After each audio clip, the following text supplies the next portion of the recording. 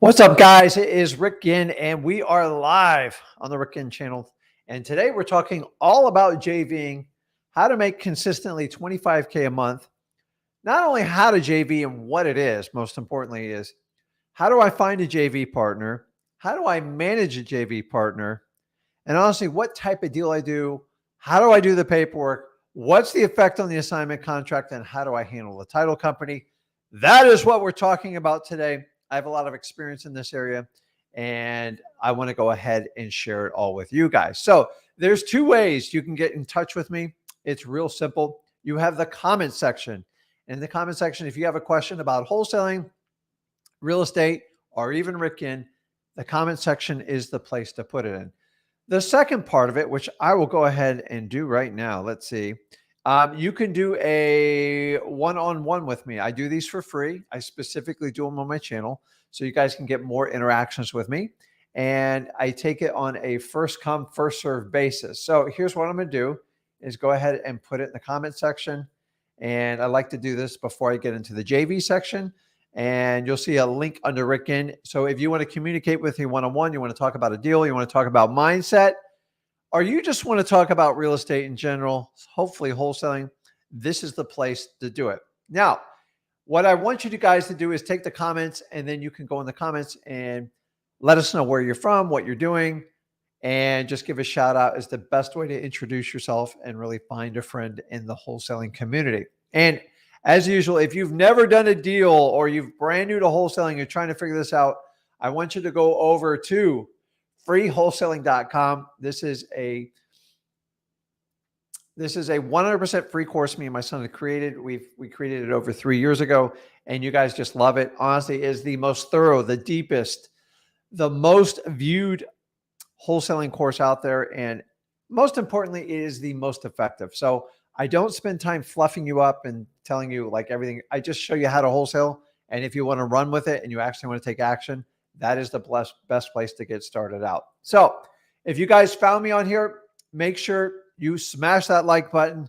And for God's sakes, make sure you subscribe to this channel. It makes a huge difference to me and to find other people like you that want to get started in wholesaling or struggling, or you bought a program and you're like, you can't figure it out. Let me help you unwind this mess. I can figure it out. I've been doing this 21 years.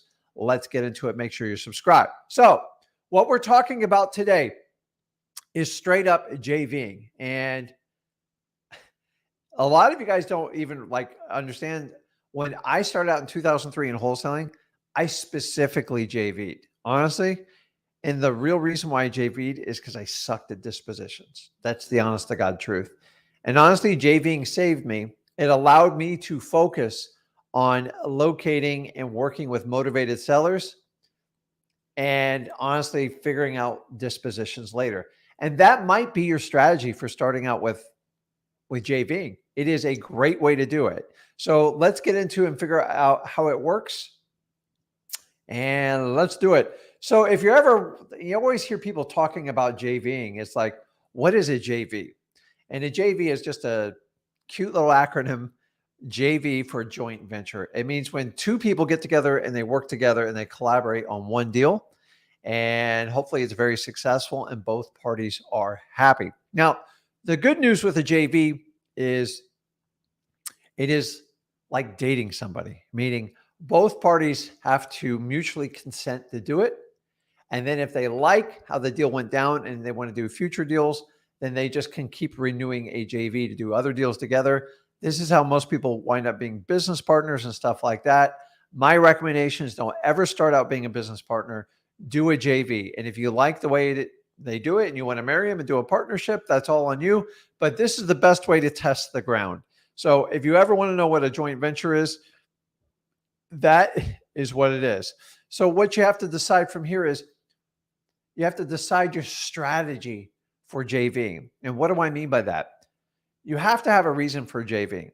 So here is why most people JV is because they're very good at one skill set and they're not great at another.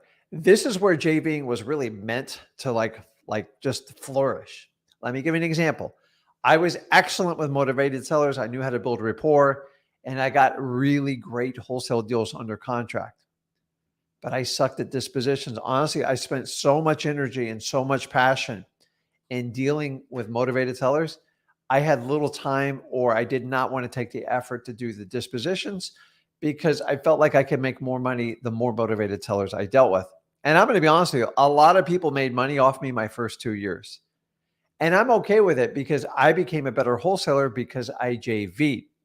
And I'll walk you through some of the pitfalls as we do this presentation on what to look out for when doing JVing. And by the way, I've never met a JV partner that in the beginning was not perfect. They all start out perfect, just like when you start out dating somebody. But sometimes things unravel, and I'm here so you teach you to poke holes into any JV partnership to make sure you're with the right person. But before you do a JV, you've got to decide to yourself, what is your strategy? Am I really good at finding great deals and I'm just too soft when it comes to selling them? That's what I did. I didn't care. I felt like I could find deals, and it's not that I didn't care how much I made. I just did not have the energy to go through the dog and pony show and dispositions. So I worked and did JVs. And for people that had really deep cash buyers lists, now they had to prove it to me. They had to show me their list, and they had to show me like the last 4 or 5 deals they closed. And if they got above average assignment fees or even retail fees, then usually I would do a one-time agreement to see if they could sell my deal. And if they sold my deal, I usually worked with them. If they couldn't sell my deal, I got rid of them as fast as I humanly possibly can. And honestly, that's how most JVs wind up working. Is a lot of times you'll find out right off the bat if the partner is going to work or not. And that's where a lot of it comes out. But I'm going to be honest with you, more times than likely, the really bad JV partner comes out at the very end. And I'm going to show you why. So decide which side of the equation on. Are you really good at acquisitions? Or are you really good at dispositions? Now, I'm going to tell you where the imbalance is on this, okay? There's so many wholesaling courses. They call them wholesaling courses. They're not. They're actually, they might as well be called realtor courses because they all focus on dispositions. So you go out and find someone like me or Zach and go, listen, I can sell your deal way more than you could ever think you get for it. And I will earn my fee 10 times what you ever thought it was. And we sign up and see what happens. And 9 times out of 10, you don't come in under time. You don't get it done. And then we're stuck with like a bad partner. And I'm going to show you how to prevent that when you do that.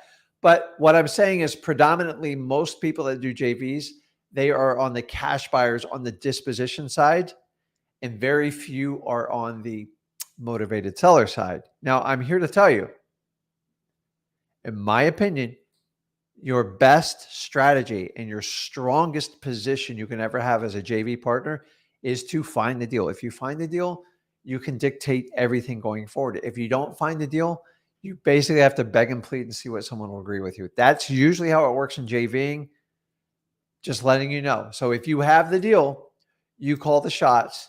If you're trying to help somebody that has a property under contract, you have to show your value and then some above that. Otherwise, there's no point of doing a joint venture with a wholesaler. Think about it. If you can't help them make money or solve a problem, why are they going to do business with you? Think about it. Okay. So let's talk about how do we locate a JV partner.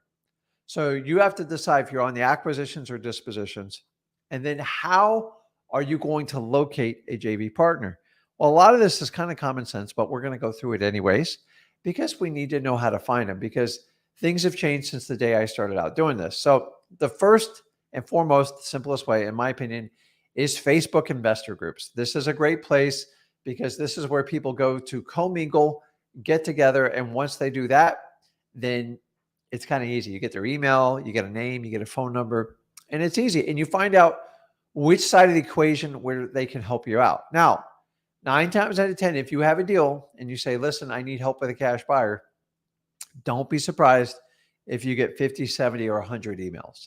It's that and disproportionate out there because there's courses taught all over this country on how to be a dispositions expert. And if you want to do that, I'm fine with it. I just want you to understand what you're up against. So here's the typical post that you definitely want to avoid if you're on the acquisition sides when you go in these groups. When people go, hey, where are your cash buyers at? I got cash buyers. And they just blast it. It just means they just started out last month. and they want to harvest 10,000 cash buyer emails addressed and show everyone how big they are. That person is not going to help you in any part of a wholesale transaction because they are trying to take the shortcut, in my opinion. Ask me how I know this, because these people single-handedly block up more in wholesale investment groups on the internet than any other strategy. Why? Because they bought a course and they think they can reverse into wholesaling by just taking everyone's cash buyers. It's ridiculous. Instagram will be the next place I go. There's a lot of activity. There's tons of groups. And people love the comment on this stuff. It's very similar. Obviously, it's owned by Mark Zuckerberg, so it's the same thing. Now, here's one that a lot of you guys don't think about. If you go on YouTube on the comments, I've actually found a lot of good people to JV with them on it. And that is a great place just by commenting on it. Hey, we do JV deals like that. Let me know if you're open to it, something like that. I specialize in that area. It works very well. Now, some of you are like really, really smart, and you're probably on the stream right now because I'm looking right now. Let's see here. I'm putting down some comments here. You guys put in the comments and then you say, hey, I'm just reading some of the comments.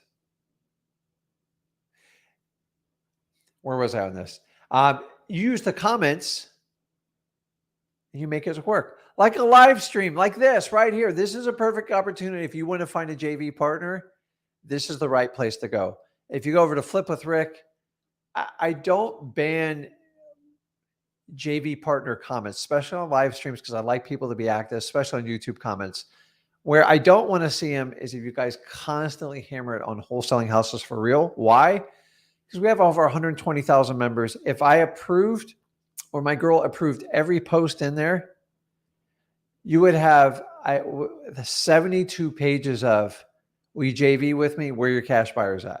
72 pages. And you guys would leave the group and be done with it. So just understand, if you spam it, so anything you can do live is phenomenal because it shows you're real, it shows you're active, and it shows you're actually interested in wholesaling. Anybody can go post crap on the internet, but if you do it live, it is a huge, huge win. Don't worry, we're going to get in the nitty gritty of JVing because this is just the overlay. Title companies, my God. I love title companies for JVs because they know who has the cash, they know who has a reputation of closing, and they know who's honorable, has character, and is extreme integrity, which is what it's required to be a JV partner. And I'm just here to tell you, I find title companies phenomenal. Now, you got to have a relationship with title companies, but they work really well. Now, jumping back to 2003-04, when I initially started in wholesaling, this was my go-to strategy. I went to all local RIA meetings. Now, I have 3 of them in my area. I eventually wound up owning one and running it for 7 years. But this is just an acronym for Real Estate Investors Association. And I love it.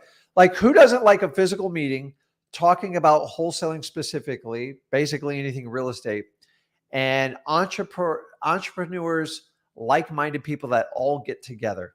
And I love it. The down part is, guys, I'm here to tell you, and this is the reason I got out of it. There's small group when the real estate market's exploding, these groups are pretty big, 200 or 300. And when it's like right now, like sometimes there's only 20 or 30 people in them. I didn't care. Shoot, I'd have a meeting if I had 3 people. The problem with these groups is pay the entry fee, whatever. It does cost money to run these groups. I knew I ran them. But the reality is they're going to try to sell you. They're going to sell you a boot camp. You're going to get on a tour to Home Depot and you're going to stare at toilets. It has nothing to do with wholesaling. Please don't do that crap. And honestly, there are some valuable speakers, but don't buy the speakers program that comes to town, sells you a program, and then leaves. They are never going to help you out. And most of the time, their program's very outdated.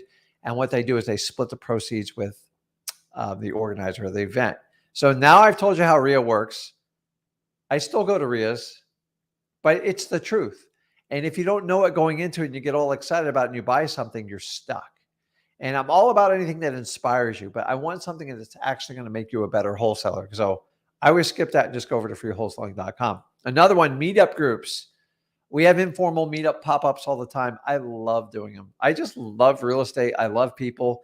And honestly, I love the online thing. And if I could have every one of you sitting in a room with me, I would definitely prefer it. But I know y'all don't want to get on a plane or hop in your car and drive down to Stuart, Florida. It's kind of a pain in the butt. So this is what we do. Now, let's get into the real meat and potatoes of JVing, because this is the part you have to understand. Because the biggest question I get is, Rick, am I going to get screwed JVing? And there's so many variables that depend if that's going to happen or it's not going to happen, and you need to understand it. So the first thing is, let's talk about executing a JV deal. So you found a partner and you're excited about it and you want to do it and go, listen, how do I make this work? And this is the part where all the excitement, now you actually have to execute.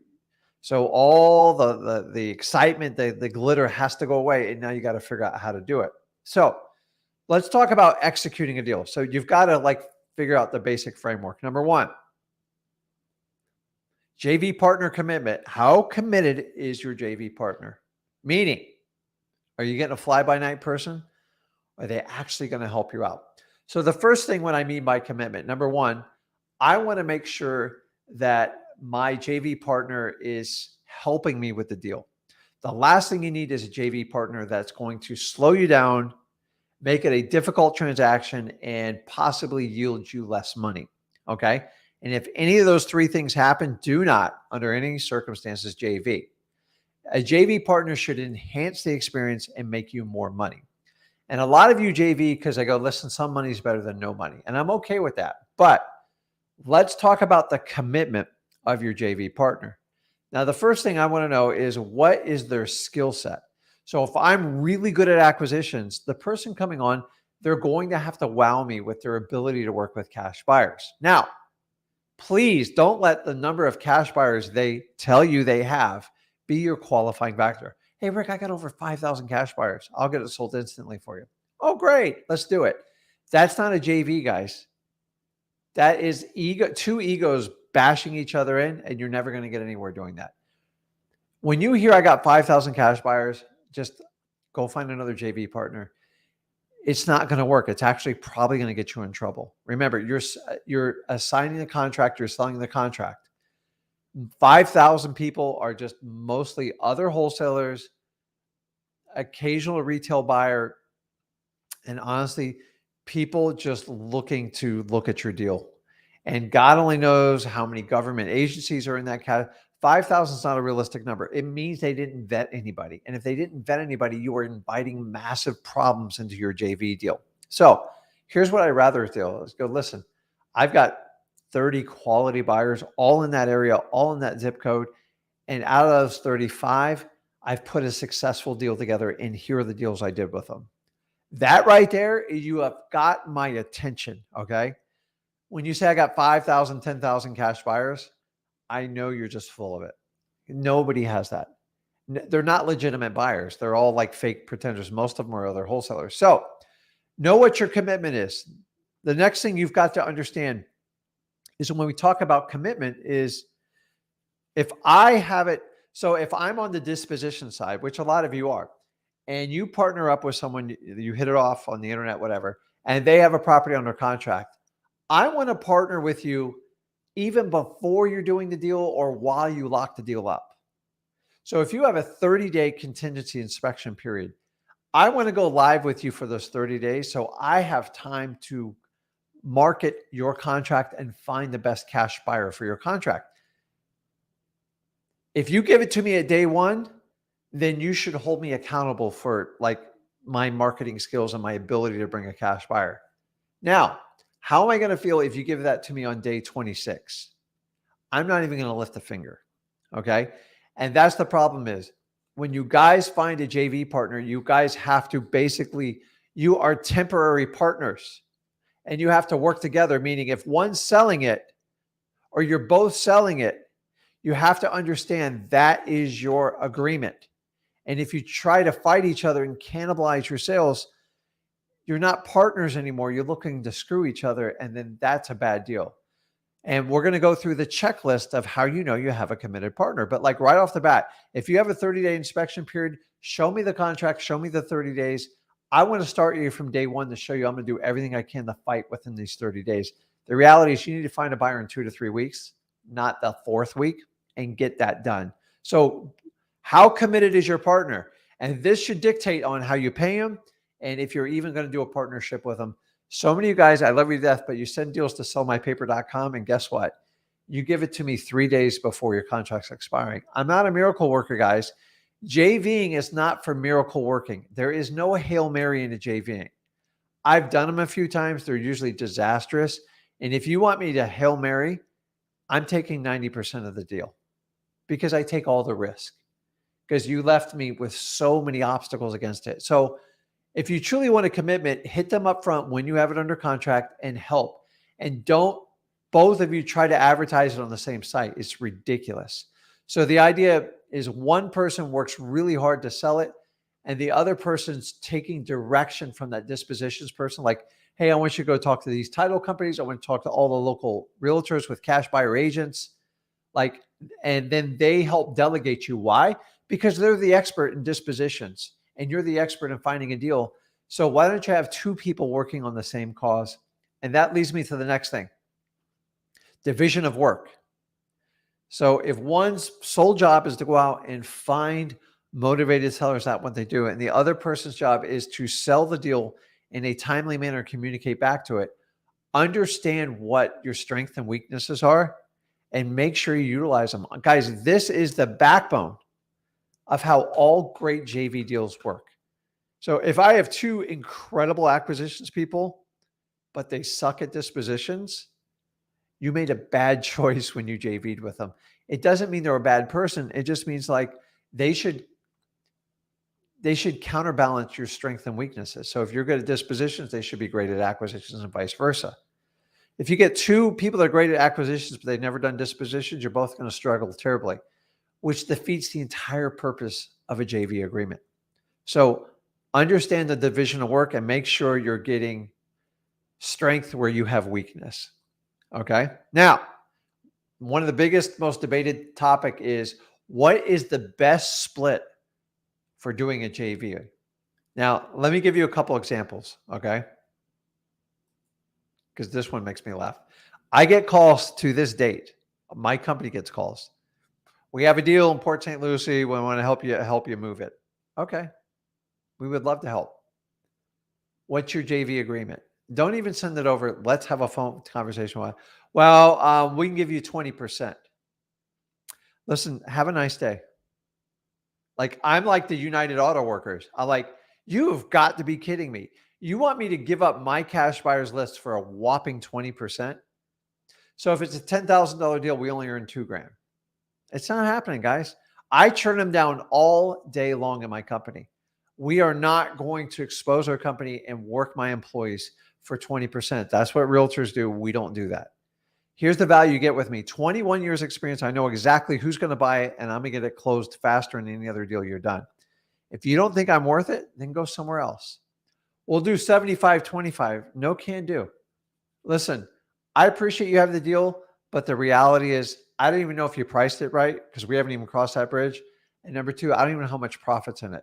But if you're looking to nickel and dime me before we even start, go find a newbie out there because I am not the person you want to like shortchange on this deal. And I move on.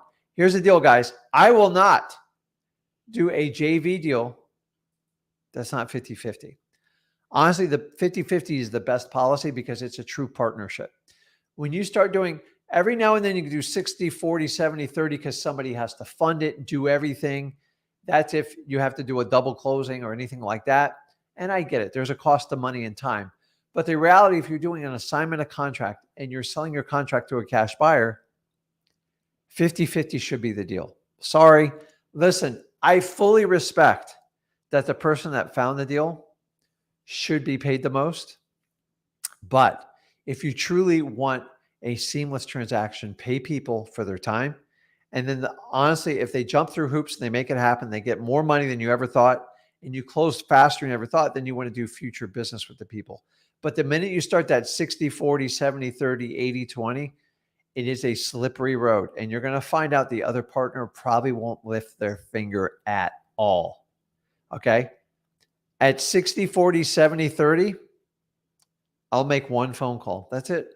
I'm not going to blast that on my list. I'm not going to do it because I don't want any problems and I don't want you to screw me. So if you don't value my time, if you don't value my skill set, I'm not going to do business with you. Go find somebody that's never, ever sold a wholesale deal, and they'll probably do it for 5% or 10%. But I'm just telling you, you get what you pay for a lot in a JV agreement. So when you guys get cheap and you like lock it down, here's the worst one, okay? And honestly, this was problematic when I first started out wholesaling. I got it under contract for $100,000. What do you want for it? Is what they say. This is what the JV partner with the cash buyers. What do you want for it? I go, what do I want for it? And then they'll go, well, I tell you what, we'll give you 110, and anything over that, we're going to keep. And then I turn around, guess what they're marketing at? Like 150, 160. And that drives me absolutely nuts. And I just don't think it's like right. Now, don't get me wrong. If you have a deal, you call the shots, whatever you want to do. And I've done that before, guys. But like if I have a deal with substantial profit, then you can do what we call the markup. Go and listen, anything above 150 is yours. The problem when you give them the keys to the kingdom like that, they put it out there at like 250. Crazy numbers. You're never, remember, you have to get it sold usually within a couple of weeks. And if it's marked up 150%, it's never going to get sold. And you got to keep that in mind. So make sure you know what your strategy is. Guys, the reality is a lot of you starting out, you're going to make 10 or 15 grand a deal. If you can split it with someone and they get it done, they guarantee like they get it done and they have a proven track record and they prove it to you, split it with them, move on. As you get better, you can keep most of this money. But in the beginning, cash flow is absolutely king. If you got to pay your rent, you got to make a car payment. Like don't swing for the fence if you have nothing. Okay. And a lot of times your JV partner, this is where they can take it. They'll take advantage of you because they take your deal and they blast it out to 100 different sites. You're going to have nothing but problems when they do all that. So you want to know where they market it. So let's talk about the type of agreement you do. There's two types of JV agreements. Okay. There is going to be an exclusive agreement, which means if I go into a JV agreement with John and me, so it's John Doe and Rick Ginn, and it's exclusive, it means both of us gets paid no matter who buys the property or who sells it. So if the deal makes $10,000 total, he gets 5, I get 5. Now, exclusives, it pushes the commitment way up, but here's the problem. If I find the contract, I sign an exclusive with John, and then John decides not to market the property, John just basically did like a realtor's listing agreement. John's getting paid no matter what happens. And a lot of times it de-incentivizes John, excuse me, to actually go out and do his end of the bargain of the work. And for this reason, unless you and your partner found this deal together on your own, do not enter into exclusive agreements because there's no guarantee that they're actually going to work.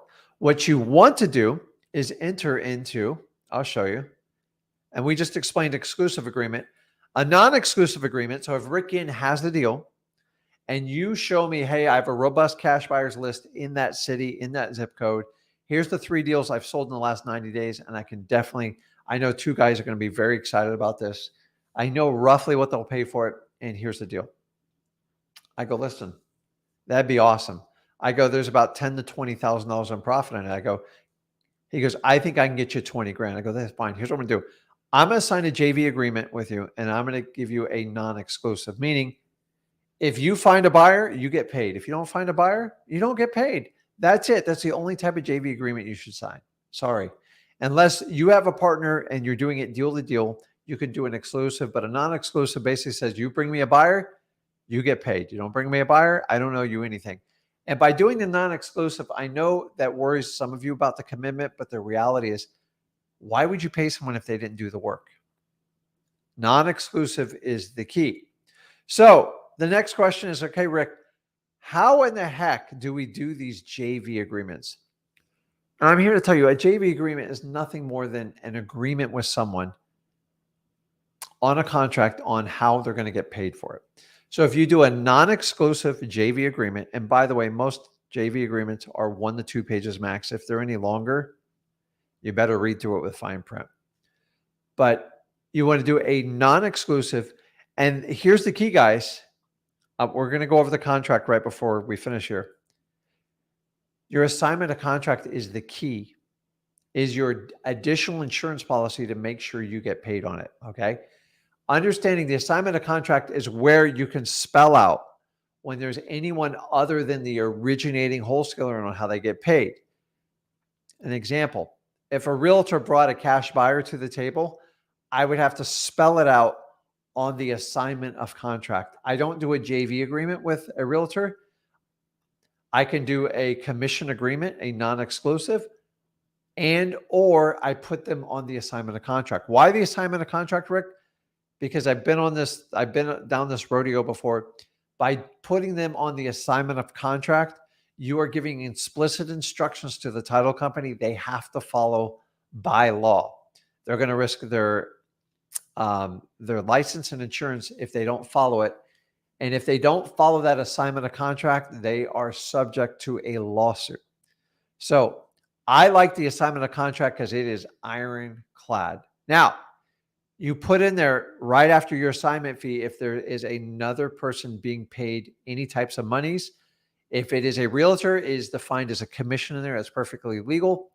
If it is another wholesaler or another investor, you basically say ABC Property Holdings is receiving a $10,000 payment, and this is how it's going to be paid. And that's it. And once you put it on there, it's perfectly legal. Yes, we don't have a real estate license, but we are marketing companies that sell contracts. That's how we get compensated for it. Now, that doesn't mean we skip the JV agreement. The JV agreement sets the tone up front and puts everybody on notice. Here is the deal. The assignment of contract is where you get down to the minute details. You have to do both. Okay. So if you are the JV partner that's helping with the dispositions, you have got to be involved in that assignment of contract. So if it is your cash buyer, it is your responsibility as the disposition JV partner to facilitate the assignment of contract and make sure you're in that chain of command for payment. If you're not in that chain of payment of command in the assignment of contract, you are at risk. By building it in the assignment of contract and a JV agreement, it's very hard to go around you. And honestly, the assignment contract is where you hold them to the fire to make sure they do what they agreed for in the original JV agreement. And there's so many of you guys I meet that you sign a JV agreement and then they go around you. And I'm here to tell you the assignment of contract is the extra clause. Now, I'm going to teach you three points to protect every JV deal you do. And if you don't follow these, you're going to be at risk. Okay? So, number one, we're going to talk about title company control. Number one, the title company should be on notice with a JV agreement with you and your partner, and you should be able to email it, scan it over to them, and let them know this property, we are in agreement to work together. Okay. Now, if you have a non-exclusive, the only way to enact that is you're going to have to push forward an assignment of contract and spell out your payment in there. Since it's your buyer, you don't release anything until you get that assignment of contract all set up. Now you have to agree with your JV partner on whose assignment of contract you're going to use. My recommendation is use the one at freewholesaling.com because it is proven, it's all spelled out in there. And honestly, I've been screwed more times on these types of deals. I know every little clause that needs to be in an assignment of contract because people get cute. And when they get cute, it costs you money. So learn from Rick's 21 years of like doing wholesaling and use my assignment of contract. I even teach you if you decide to get a discount down the road, you get the money, meaning the originating wholesaler gets the discount, not the person in the assignment of contract. How do I learn this? Because I had this problem before. So title company control, there's 3 phases. You send them the JV agreement. End of story. Okay. You do the JV agreement and that's what you do. Number 2, it's going to be the assignment of contract and you have to spell it out. So if you have the cash buyer, you should be the person putting the assignment of contract together. If you get skipped in the assignment of contract, heed the warning. You're probably going to get run under the bus. Now, you can still protect yourself somewhat, but you're going to have to be all over that title company. The title company is the sole key to protecting to make sure you get paid. So we want to work with the title company. We want to send them the JV agreement, and we want to control the assignment of contract and make sure once it gets signed and executed, you're fulfilled in there and all parties are fulfilled. Then you give it to the title company. And then your job after that is 100% to babysit the title company. And when I say babysit, you got to babysit it like it's no tomorrow. Okay. So many of you guys do JV deals with like a handshake or like an email. And honestly, they're completely unenforceable in court. So the best way to enforce any type of JV agreement is through your title company. Because what are title companies? They're licensed and insured. Okay. They write title insurance. That's how they make most of their money. And if there's ever a dispute on title, it's always going to come down to the paperwork, which usually is going to boil down to the assignment of contract. If you're the dispositions partner JV and you didn't do the original contract, you have no control over that part. But you do have control over the assignment of contract, the JV agreement, the communication of the title company, and obviously communication directly with your cash buyer. Now, I strongly suggest you keep a strong relationship with your cash buyer and let them have you fill you in if they see anything that's just out of the norm. He told me to sign this. Don't worry about this. That's where you've got to have your cash buyer dialed in.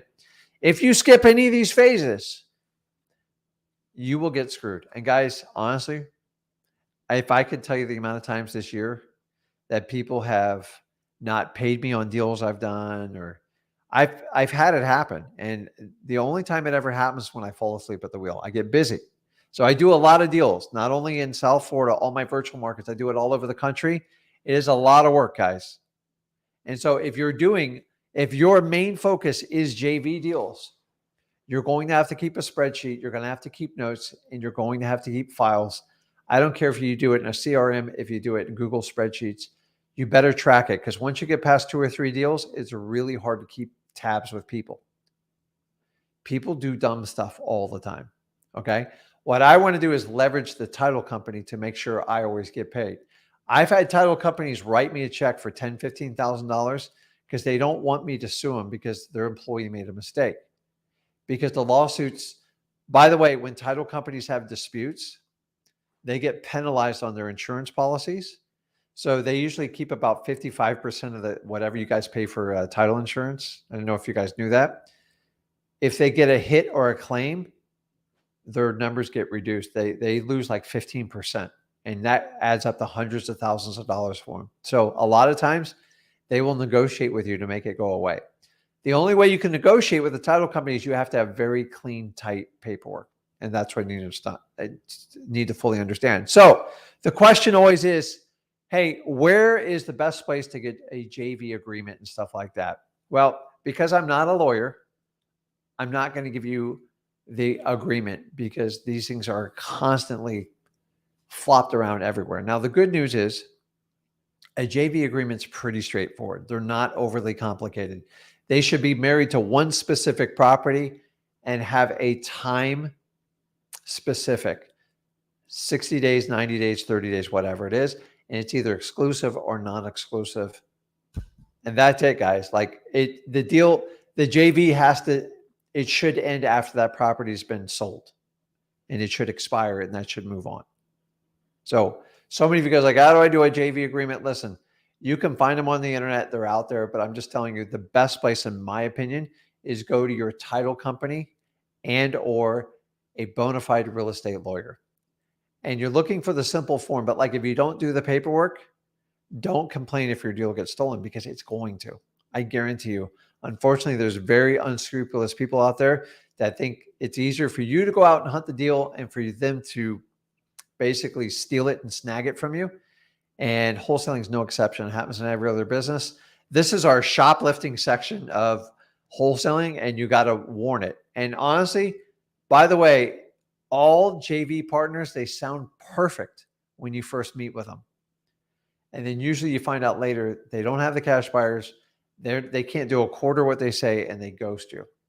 And that's why you have to do paperwork to protect yourself. So especially if you're going out and getting the deal, don't ever let somebody screw that up. A JV partner should help you. They should accent what you do, and they should help offset any of your deficiencies of stuff you don't like to do. If you don't like to do dispositions and you want to concentrate on dealing with acquisitions, make sure you go find the best. Okay. And by the way, if you think just, oh, they're a big company, they'll help. Honestly, a lot of times the big companies are the worst because they don't give a crap. And there's a lot of companies out there disguised as dispositions kings. They sell entire franchises on these models. And what they'll do is have you, don't worry, we're just going to option your property. I highly advise against people not optioning your property because they have the potential to cloud the title. And they tell you, I optioned it, and if you sell it without me, you're good to go. But understanding, I just don't like those agreements because I've had problems with them before. And here's the problem. A lot of these franchisee dispositions companies, they just have sales reps on the phone all day. Their job is to sign up X amount of deals per day. So it's a numbers game. They don't give a crap if they're going to help you or not. If they sign up 100 option agreements and 5 go through, they're fine. But that problem, you know what that means? 95 of you get screwed. Okay. So when you hear option, understanding you are being optioned and they're just going to play the numbers game. I want someone that's going to go crazy and help me sell that deal. And I want to reward them for their time. Ideally a 50-50 deal. But guys, the best place, start with your title company to get these JV agreements. Make sure it's specific to the state you're doing real estate in. And hopefully you can have a real estate lawyer look it over and make sure you do your paperwork. And remember, it's not just the JV agreement. If you find a cash buyer for a deal, you need to tie it in. If you're doing an assignment of contract, make sure it's spelled out on that assignment of contract that you're getting paid. It is a line item.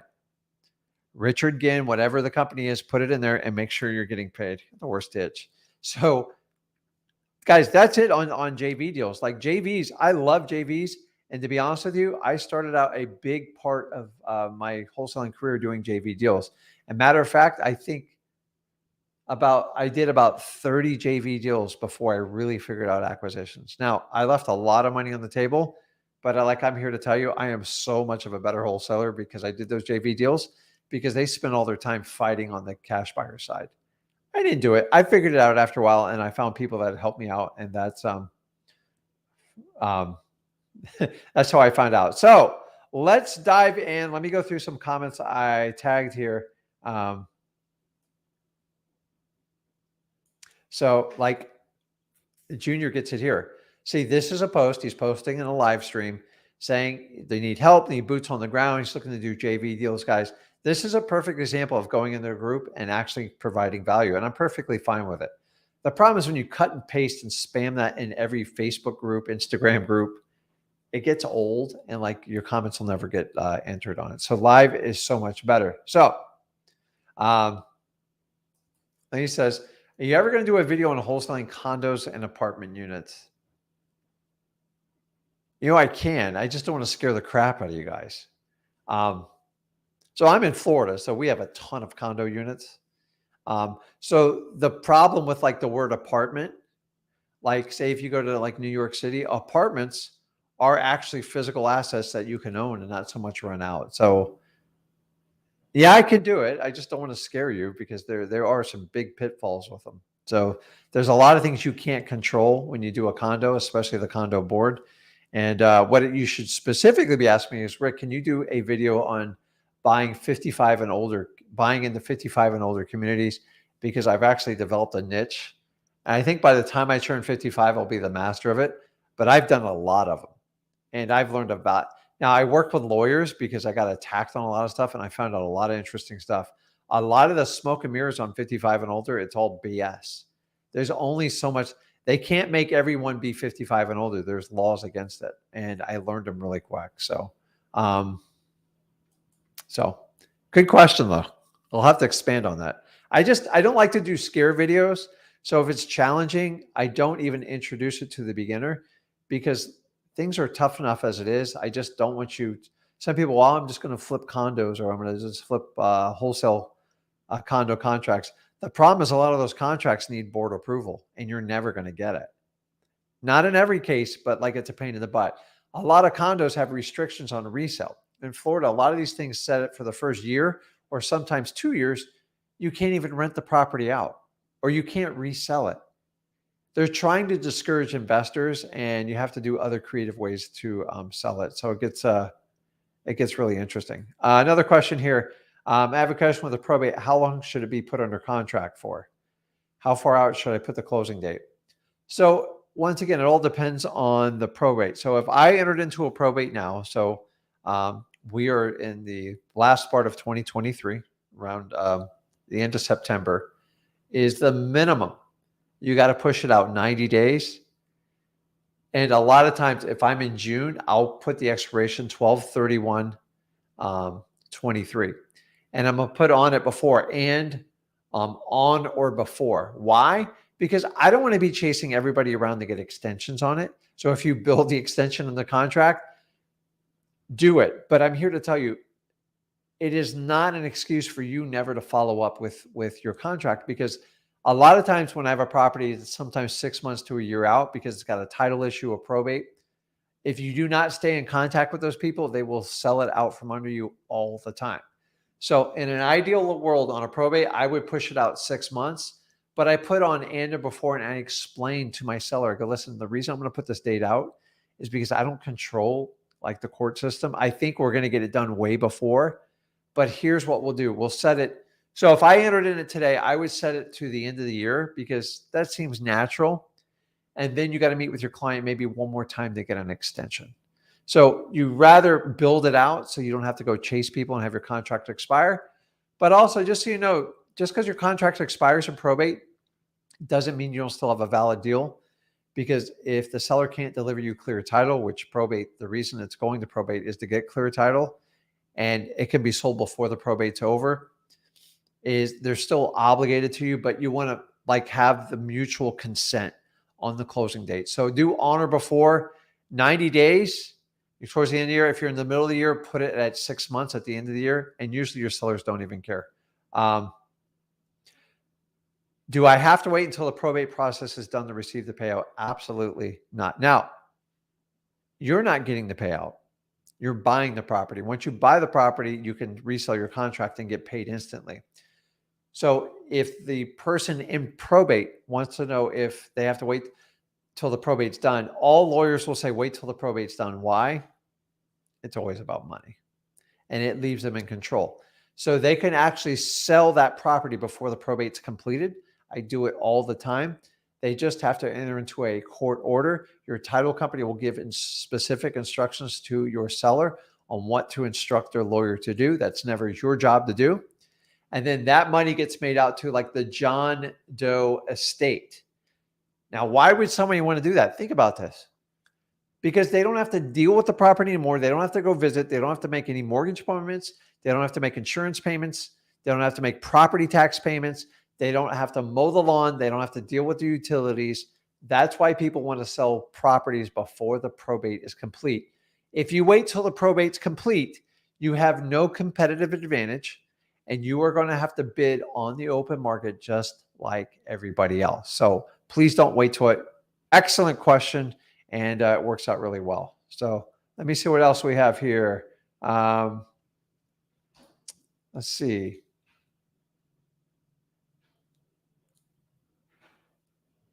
So Steve's right on this. On the condos, you do got to get a bigger discount, and they take so much longer to get approval and all that other stuff. Guys, don't start out with condos unless you know of someone. Like every now and then we do foreclosures with them, but like condos are becoming more the affordable. Now townhouses, I'm much more open to townhouses. Townhouses is like the halfway point between a bona fide home and a condo. Townhouses are nice, big living spaces, but they're usually all connected, one building, one roof. And I like townhouse. I don't have a problem with townhouses. Just figure out what the HOA is, and you'll be fine with it. So let's jump on the one-on-ones. Let me clear this off here, and let's see how we can help you guys out and see if we can help some people out here. So how can I leave here? JD, what's going on, man? Hi Rick, how are you? Good, man. What's going on? So I have a questions that my dad wanted me to ask you about. Okay. So it's just my dad has been seeing that I haven't been getting many results in Richmond. So he suggests that I should move to Houston or Fort Worth, and I wanted to ask what you think about that. That's what he wants me to ask you. Okay. Go back to the very beginning because you cut out for just a second on it. So my dad has been seeing he thinks I should move from Richmond, that market, into Houston, into Fort Worth, and I was wondering what you would think about that. So, what's the tie to Fort Worth? That's my wholesaling market. Do you live in Fort Worth? I'm like 40 minutes away. Okay. And your dad's in Richmond, right? No, sorry, Richmond is my wholesaling market. I live in the Dallas Fort Worth area. Okay. And what's your dad's rationale for that? He just sees it as a great market. I didn't ask why though, but he just sees it as a great market and it's close by. So Which I agree with that. But right. here's the most important question. You ready? What does JD want to do? Because, like, here's the deal. Um, and you know what? I think it sounds like you have a pretty good relationship with your dad. Right, I do. I'm not putting you on the spot, but like I don't have a great relationship with my dad. But it's if your dad's giving good advice and it's good guidance, I'm fine with it. The truth is a lot of times parents steer because they want oh god, because it's their kids. So I'm if it's closer and stuff, how did you wind up with Richmond, Virginia to begin with? Just one of your video. I was actually thinking of it before. I watched one of your videos about top 10 wholesaling markets, and then I saw Hmm. Richmond in it, and that made me reassure my option. Okay. It's just that I'm actually calling in. I'm testing out Houston and Fort Worth. I don't know if I should do two markets at once. Is that something I shouldn't do? I think you should pick one market and marry it. Here's the deal, though. Take your dad's guidance and advice, and I don't think it's bad at all. I prefer you to a local market. I think it's sound, but understanding, I always look at it from like your eyes, and like you have to believe in it. And if you don't believe in it, it's going to be hard. Hmm. Like take your dad's advisement, and I actually think it's sound advice, but at the end of the day, it's your commitment. And Right. then I don't want you to go back, well, dad, you told me to do Fort Worth. And the reason I'm not succeeding is because you picked the market for me. You have to marry a market and you have to like lose all excuses. So many people want to blame other people. Oh, I watched a video Zach did. He said Richmond's like great. I you will have better success if it's local because you can push things harder. Virtual, the reality is when you start, you have to find the lowest hanging fruit and you have to work your ass off to sell it because you don't know the local Right. market and it takes time to do it. So, your dad does do real estate, right?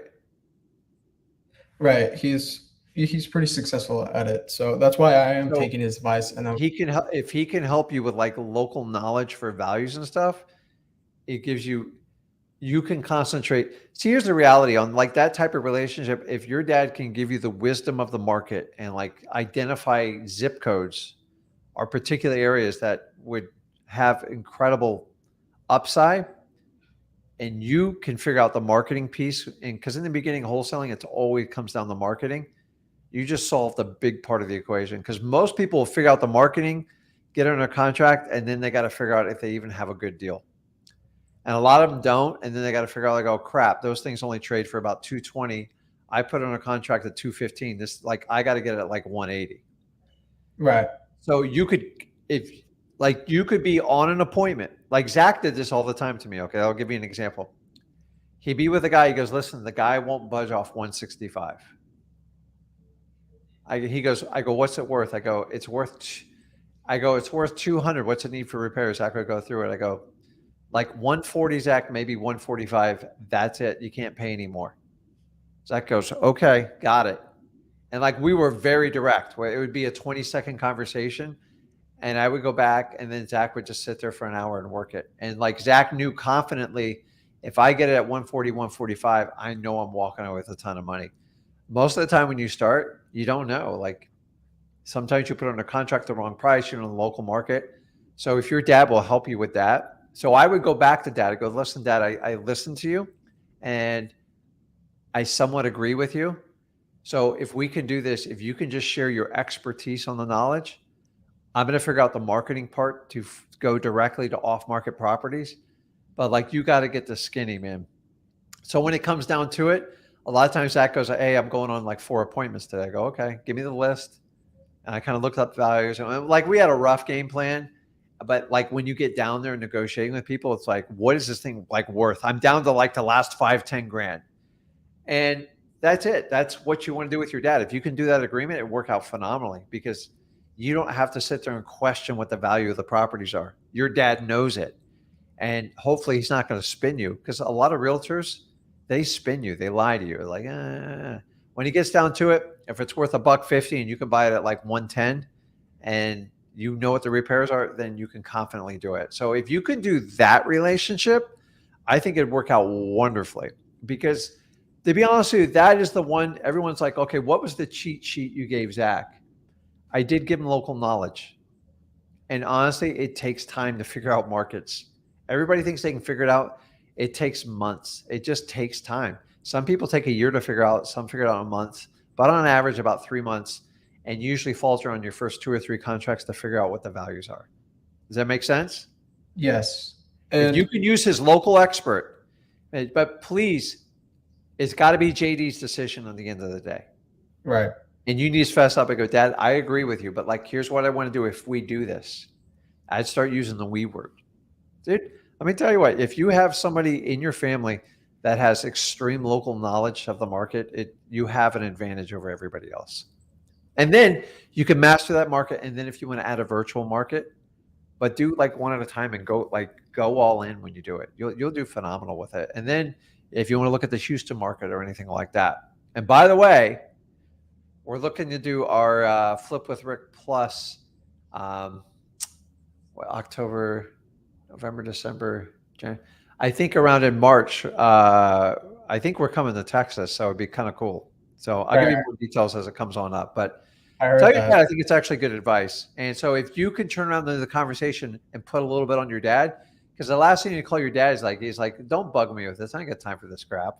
Like, that's the part that would be like, well, wait a minute, you talked me into this. It's like, I think it's a good idea. I think you're on the right path. So guys, listen, here's the secret. Anything you can do locally is always going to trump doing a virtual market. It's not because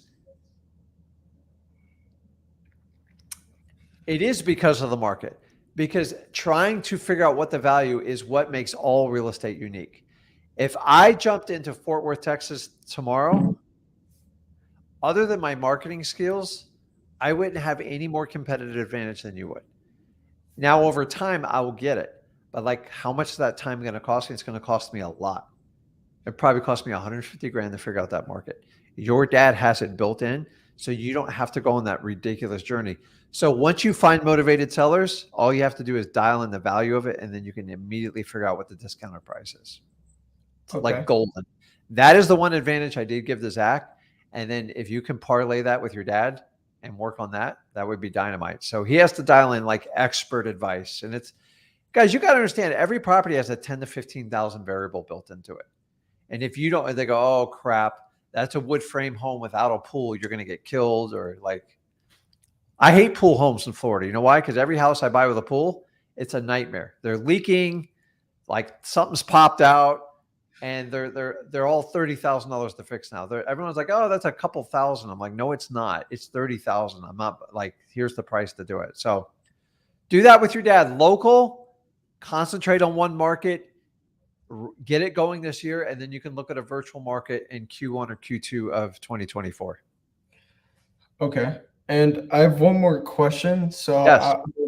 I haven't got a deal yet, which is totally fine because I just started like a couple months ago. But I was trying to figure out what I can do to increase the chances of me getting a deal this year because that's my goal. And one of the biggest things that I'm lacking on right now is my contact rate. That is one thing that has really been an issue. So I was wondering if I should ask Zach about this, or are you able to answer? You can ask Zach more specific because I assume you're doing cold calling. My correct, or is it SMS? I'm doing cold calling and I'm about to do digital bandit signs as well. I got it. So how big is your list for cold calling? Like 1,500 people.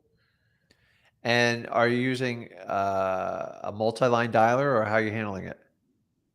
No, I can't afford a multi-line dialer yet.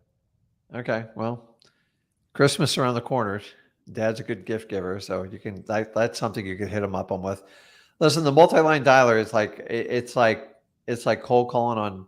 Well, I'm not going to say it. I'll get in trouble with that word, but it's like exponential because the problem with single line dialing is like the contact rate is a pain in the butt, and you're going to consistently have that problem with it. I get it on like the money part of it, but what you have to do is, since you're local now, well, your market's what, 40 minutes away?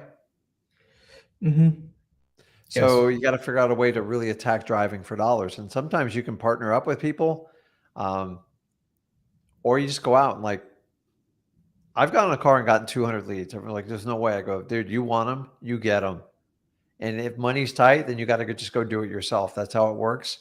And the other thing is, look up your local bandit sign ordinances in that market you're doing. That was one of Zach's big startup thing. I go, I've done bandit signs in like 6 years. He's like, let me try it. I go, you can try it, thinking like he's probably going to fail doing it. And like dumbass me, the kid got like 4 deals off of it. So Right. he was willing to try anything that was legal.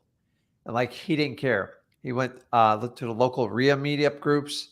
He got to know everyone. I was like, God damn, your son's like, he's a real pain in my ass. He's bugging me about everything. I'm like, that's him. And just, you've got to go. Like, you have to make yourself accountable. I'm not going to make you accountable. Zach's certainly not. At the end of the day, either you're all in or you're not. And if you're limited by money, that's okay.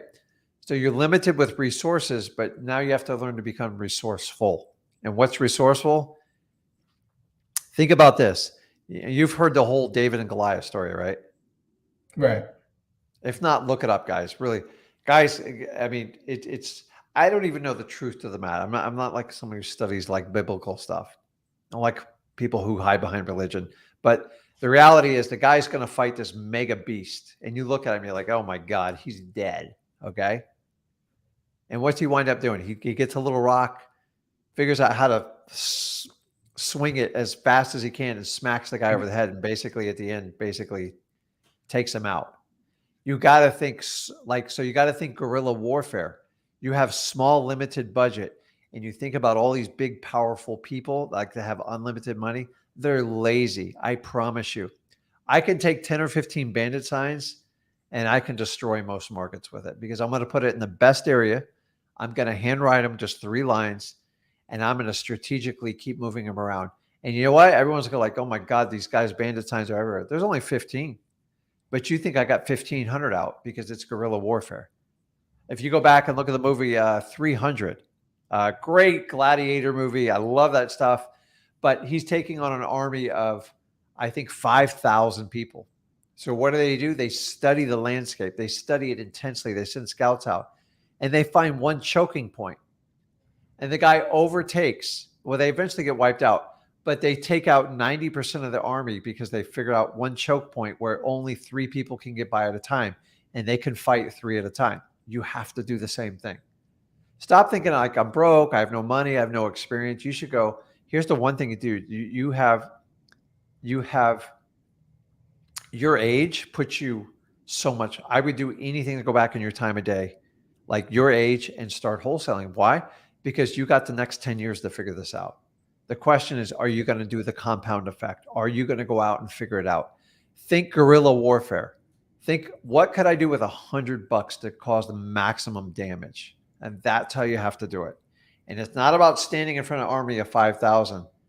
It's like, think about those archers. They shoot arrows and they figure out how to arc them and hit them deep behind the enemy lines. You got to do stuff like that. Reverse driving for dollars, like crazy stuff. I went everywhere and I did all this crap. None of you guys were around when I did it. Like, it's the only way I could make a name for myself because I wanted to be the first guy to get to 100 deals, and I got to it pretty quick, but it was painful the first 2 years. And I did anything and everything I possibly humanly could. And dude, I didn't have a lot of money. Actually, I was more broke at 33 than you are now. How old are you? 17. I was more broke than you are because I owed so much damn money. Okay. So look at this. Go, okay, let's go. Let's just get the first one under contract. So let's just go talk to everybody you can. How can I do this on a limited budget? And just go with it and stop. I can't stand when people go, well, I don't have money, so I can't do this. No. How many RIA meetings have you gone to? How many driving for dollars? How many reverse driving for dollars? How many government lists have you pulled up? And I get it. You're frustrated with cold calling. I'm not a cold call guy. I wish I did it. It would have been a single skill set that would have catapulted me, but I chose not to do it. It's okay. And then just keep going. You get one deal and you figure it out. I don't care if it takes you 2 or 3 years to get your first deal. If you're committed to it, you'll get it. Dude, I didn't start till I was 33. My back against the wall. And Zach was 3 years old when I started. Just to show you what an impact of time does. If you make those steps now, and honestly, you're going to open up your entire world. You understand everybody operates under the matrix. And so let me ask you so now we're going to go down the journey. Are you going to college? I'm not planning on going to college. No. Okay. How's your dad feel about that? He actually believes in me, and I did prove to them that I can become successful doing this or whatever. So I never won that fight in my family. I knew I was terrible for college. I just did it because my parents drove me nuts. Okay. And I know a million people can relate to that conversation. We got to start having conversations with our kids to explain, like, what are you going to college for? And so Zach went to college, right? Right. You know why he went to college? Because he had a fully paid for. That made sense to me. He went to the best university, one of the best in the country, best in the state, and it was paid for. And he could network with, like, you can meet some amazing people in college. Like, there's a lot of like entrepreneur-minded people, but unfortunately, you're going to find a lot of bad in college too. A lot of people drink, a lot of people do drugs, and they live on their parents' credit card. And to me, anybody who tells you college are the best days of your life is living a poor man's life. It's disgusting. Like, you're telling me when you lived on your parents' credit card and you had to ask your parents for everything and you drank yourself into oblivion, those are the greatest days of your life? Come on, man. Like, even I like, there's no way. And I'm here to tell you, we need to start. So I'm really proud of you having that conversation, because most parents are very resisting. So my dad, he didn't want to hear about it. You're going to college. You're going to college over my dead body. And with my 2.5 or 6 GPA average, I got through it in like 5 years, 5.5 years, 6 years, whatever you want to call it. Just a complete, utter waste of my time. So the only reason you go to college, in my opinion, you get an absolute full ride, or you're going because your profession is the only way to get into it. If you want to be a lawyer, you want to be a doctor, a psychologist, one of the science disciplines like that, it's the only way in. My daughter's working to get her doctorate to be in the medical field because that's the only way they allow you in. So I get it for that. Past that, you're an idiot. And like, I look at people, they're paying. I saw somebody goes, hey, my son's semester this year is $98,000. University of Miami. I go, my God. I go, what's it going to be? It's because he's going to be a realtor. I go, you're going to pay $400,000 to teach your kid to be a realtor? Like, they can just skip that part and just jump right into it. It makes no sense to me. So the fact that you can already have that conversation is absolutely amazing. And I'm just here to tell you, college is going to become less and less relevant. And what do you think is going to happen with AI with college? You got to be kidding me, right? Right. They don't even teach AI. They don't even know what AI is in college. And it's about to take over the entire world. Like, right. Unbelievably. Like, I've seen the stuff coming down, and I think you're making a good choice. So the fact that you don't have to go through that fight, once again, you have a huge advantage. So I kind of like what your dad's doing with you, and I think you should listen to him. But just find a way where you can work with your dad and have him help complement what you're doing. So look at right now, 17 on. Are you still in high school? No, I got my GED. Okay. So right now is this is your master class for wholesaling. And the idea is like, let me just get one deal under, and how resourceful can I be? So the next time I talk to you, I'm just going to talk to you about like, tell me what you did resourcefulness outside of money. How much time and energy did you put into it? And did it work? Sorry Okay. about that. I get phone calls. So I think you're on the right path. So it's like 17. If you're committed to this business, nothing should stop you because in essence, you got a 16-year head start on me. 16. That's crazy, man. So I'm excited for you. So I think you're on the right. Most kids at your age are like, my parents want me to do this and I do college and like, I don't know what to do. And it sucks. I get it. I was there. I caved in. So I'm not here to be a hypocrite. So I think you're on the right path. Right. Okay. Okay. Sounds good. Okay, bud. I'll talk to you. Good stuff. Okay. Let me jump over. Keith, you there? I'm here. What's up, Rick? Can you hear me? What's going on, man? How are you? Pretty good. Pretty good. What's going on, man? A couple of questions real quick. So I got one call back from sticky note on the door. So going to end up being two properties. So um, I got to wait for about a week and a half for them to name the guy that reached out to me. His wife is going to be the executor, and they're going to name her that in about a week and a half. And I've scheduled to meet with them next weekend to look through the property. They said it's pretty bad. Probably is going to be a tear down from the way they described it. I'm hoping, it might not be that bad, but either way, doesn't really. I mean, it's uh, it's a beautiful situation. They don't even really care about the money, the stuff like that. So, but I got so much time to prepare and to be ready when they are. They pretty much said the same thing. They're hurry up and wait. This, like I said, will be a probate situation. So, what kind of guidance could you give me? I guess. So how long do they want you to wait? So they have to wait. His wife's going to be named the executor in about a week and a half, somewhere, not this coming Monday, but I think next Monday, something like that. And he said, they're ready to get rid of it. It's a problem property. The only in-laws that was going to be left the property are drug addicts, and they're just tired of dealing. They're just tired of dealing with the whole thing. Just want land value kind of situation. And if even that, because they understand that the property still will need torn down before it's even back to land, if it's as bad as they say it is. So, I got it. but we got to wait. Name the executor. Yeah. This is a probate, and were you marketing directly to them or driving for dollars, or how'd you find it? Sticky note. Awesome. Yeah. Okay. So I'm going to teach you a couple lessons here with this. Is they're saying everything you want to hear, and usually it's not this easy. I'm just going to kind of let you know. So the property could be rough, so be prepared for it. Number two, you have a couple options. You can wait and honor the request. Or number two, if you thought, like if you drove, so is this virtual or local? Local. Okay. How far are you from the property? 15 minutes or less from where I live. So get in your car, whatever, bike, go for a long jog, go look at it and get an idea because it's close by. It's worth taking a look at. I did. I drove by and then I've got an appointment to meet them to actually walk in. What's it look like? From the outside, it looks like an ideal, distressed property, but from talking to him on the phone, it may be worse than that on the inside. So I'm going to meet with him in about a week or so to But see. You should be able to tell from the outside if it's a property that needs to be demoed or not. Yeah, he said there's a bad hoarder situation. He said the plumbing was broke. I said, what do you mean the plumbing broke? So apparently before the guy passed away, they were using the bathroom in buckets and just dumping it wherever outside somewhere. So I said, oh, okay, well, plumbing's broke. He said the roof was leaking. Then, with hoarders, that things break and they sweep it under the rug instead of fix it type situation too. He said the chimney was coming loose from the house a little bit. The foundation, not foundation, but just, the structure was detaching from the chimney. So, like I said, from the outside, it definitely doesn't look. But so how old's the house? When was it built?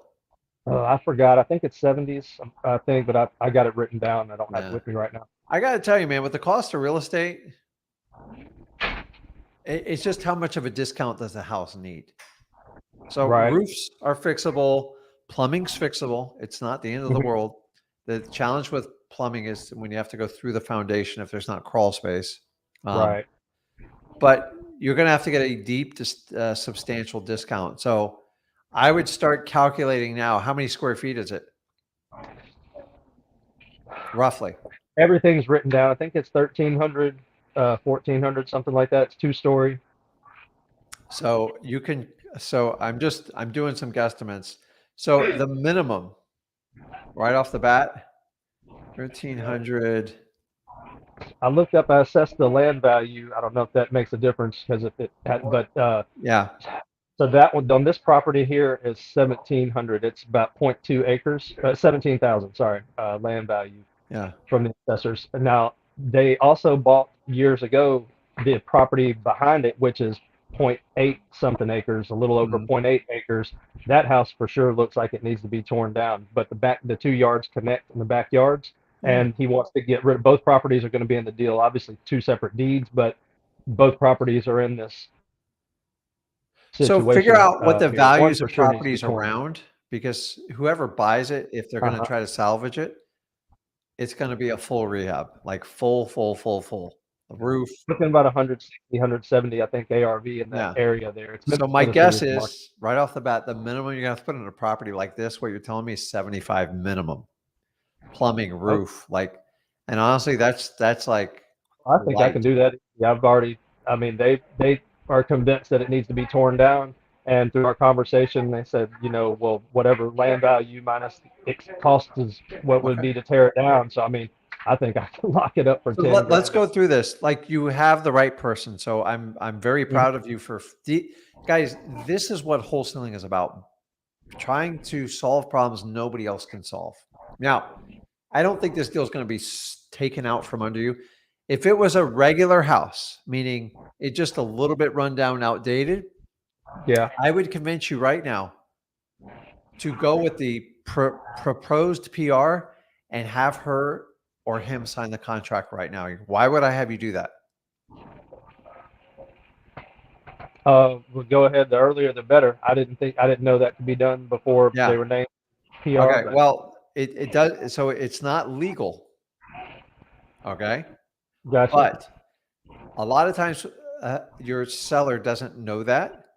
And I Okay. use it as a strategical mental commitment so somebody else doesn't steal the deal from me. And then when they become legally appointed, I just update the contract. Either I get a new one or I update and refresh the date on it, and I have them re-sign it one more time. Why do I Okay. do that? Because it blocks out all my competitors and it makes the potential PR committed to me. Now, in a house like this, I don't know that you need to do it because it's pretty rough. Like, Mhm. so I don't think you need to do that, but you would have to, based on your, if you think she's getting a lot of other traffic on the house, you could have them potentially do that. A lot of Yeah. times people go, listen, Rick, I'm going to be in Port St. Lucie in like a month from today. Why don't we just meet up and do that? I'm like, I drive by the house. I go, crap, it looks pretty good. There's no way it's going to last. And I go, I tell you what, why don't we do this? I'm going to send you over a contract to have it signed now. And that way, what I can do is I can start pulling the paperwork, we can pull the title. And so when you become the PR, this will help facilitate the transaction, will move much smoother and faster. We'll just have to update the paperwork once it becomes legal. Are you okay with that? And I go, yeah, I want to get rid of this thing. So when that comes up, when you guys are doing probates, that is the best way to do it, in my opinion. With this one, they're saying everything you need to do. I just meet them at the property. I always listen to what the seller needs. And if they want an offer on the land value, give them an offer on the land value. But like, I would explore what your options are for like For a lot of dispo, people don't understand, like where I live, to demo a house, it's hard.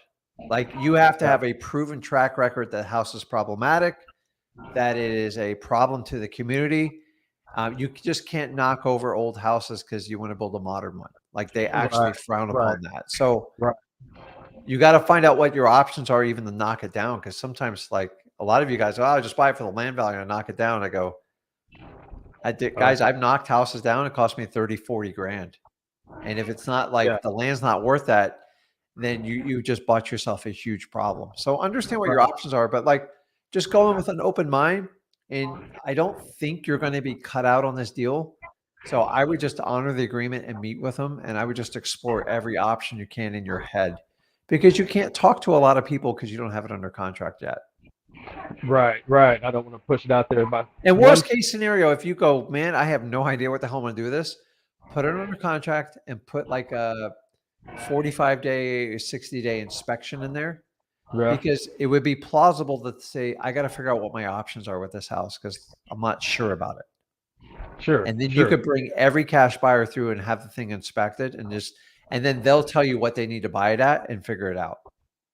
I think Okay. you'll make money with it either way. I love deals right. like these. You're solving a problem nobody else can solve, by the way. Yeah, yeah. They definitely got a headache for sure. There's multiple things on this property. I don't want to get all into it, but they definitely nothing but a headache. I mean, it's a great situation. Guys, I hate that. This is what you look for, because these don't have a lot of competition because it's a nightmare.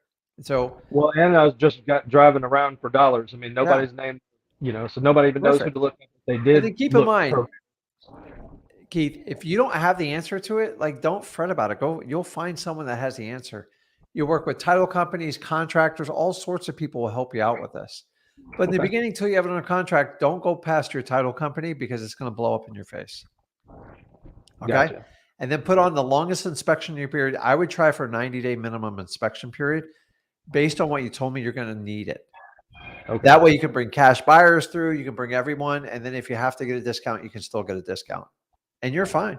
Like, I've had people tell me this and it cost $100,000 to fix up the property. I still made 40 or 50 grand. They thought it would just need to be demoed. And honestly, I listen to my customers because so many of us are on the other side of the equation where the customer wants like $1 million for a property that needs to be knocked down. Like, I can't do that. Yeah. These people say, listen, I just want the land value to move on with my life. Now, I will tell you this. You're going to have to pull the title on that property because are they paying the property taxes? There's a host of other things. The property taxes were paid up as recent as right before the man passed away. So I asked about that. I searched, nothing's holding on liens or anything at the assessor's office. You have the start of a good deal, but like I never get my hopes too high, too low, because this is how wholesaling works. If you get a lead, so many of you guys are fighting out there for leads. Some of you are paying money for them. And then you get like discouraged, like, oh my God. And then you get this lead. You're like, oh my God, this is going to save me. You have to find a way to get even keel on wholesaling because one deal does not make and break the person you are. Don't ever let a deal define if you're good or bad. God knows I've been there. Okay. But do as much intel and figure it out, but don't let it stop from your marketing and just keep going and forward. Yeah. If you don't think that, I don't think that deal is going to go anywhere. And honestly, if they're going to be down in a week, or would you say 2 weeks? Less than 2 weeks now. About a week and a half, they should be getting named executor. I just keep an eye on that property. I'm going to send them a message back. I thought about just to keep top of mind awareness and say, hey, look, just thinking about it. If you go back over to that house, if it's as bad as you say it is, bring a mask. We don't want you catching, protect your lungs. Just a reason to reach out. You know what I mean? And just kind of keep touching base. Yeah, no, I mean, I'm dealing with a property right now with German cockroaches, was like the kiss of death in Florida. Like, you might as well have termites when you have them, man. They suck. Like, because you have to get a professional in there to get rid of them, and now, like, you have to tenant and stuff like that. It's a pain in the ass. So, yeah. One more question too. Yes. In Memphis, Tennessee. Here's my home market, and so. Going to look for, I know I've got to just go down in person to these offices, but some of the stuff that's like supposed to be public record, it's just so hard to look up on their website. I guess some places, do you have any experience in the Memphis market or just other cities like that? They just purposely make it where. Yeah, they do it on purpose. So what you do is try to befriend employees that that work there, and they eventually will tell you what you need to do, what you need to request, and like any workarounds, you're not going to be able to run people over on that stuff. So it's their boss telling them to do it because they get tired of the amount of people requesting it.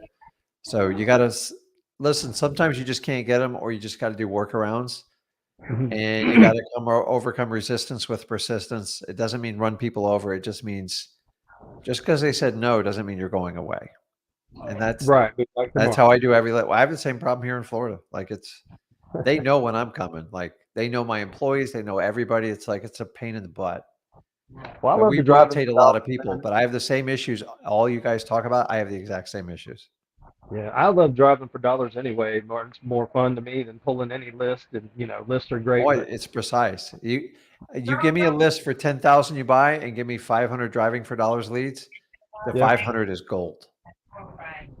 It's yeah, gold yeah. I because it haven't had has signs. It's like having 50,000 leads, because in that 10,000, I probably only got about 15 or 20 people that even fit the mold.